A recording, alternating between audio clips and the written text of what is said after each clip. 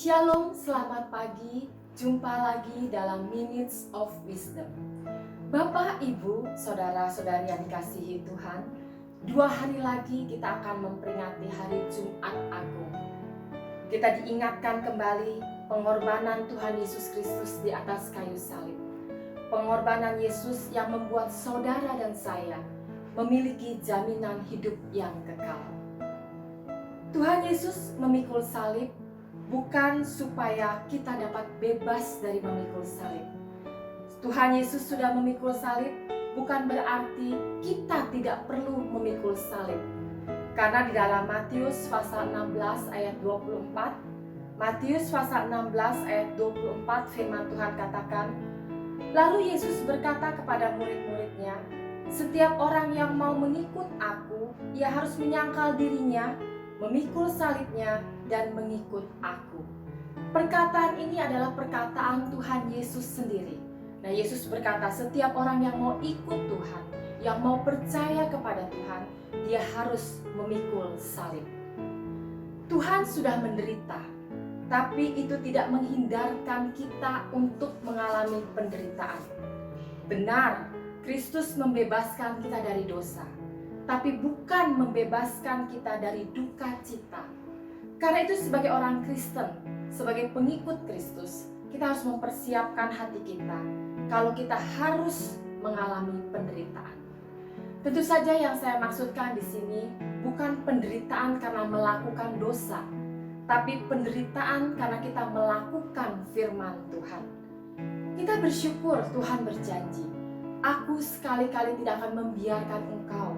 Aku sekali-kali tidak akan meninggalkan engkau. Dan Tuhan juga berjanji, aku akan memberikan jalan keluar sehingga kita cakap untuk menanggungnya. Kita akan lihat apa yang dikatakan oleh Rasul Paulus tentang penderitaan. Di dalam 2 Korintus 4 ayat yang ke-17, 2 Korintus 4 ayat yang ke-17 demikian firman Tuhan. Sebab penderitaan ringan yang sekarang ini mengerjakan bagi kami kemuliaan kekal yang melebihi segala-galanya, jauh lebih besar daripada penderitaan kami.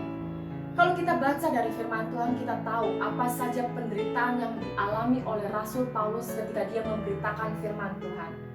Berulang kali dia ditangkap dan dipenjarakan, bahkan dia ditaruh di penjara bawah tanah.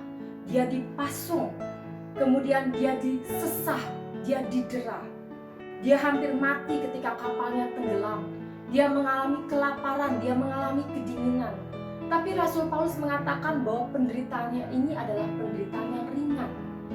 Nah, saya percaya penderitaan yang harus kita alami tidak akan pernah sebanding dengan penderitaan yang dialami oleh Rasul Paulus, penderitaan Ayub, apalagi kalau dibandingkan dengan penderitaan Tuhan Yesus. Tapi di sini dikatakan bahwa penderitaan ringan ini akan mengerjakan kemuliaan yang kekal buat kita. Ini adalah jaminan firman Tuhan.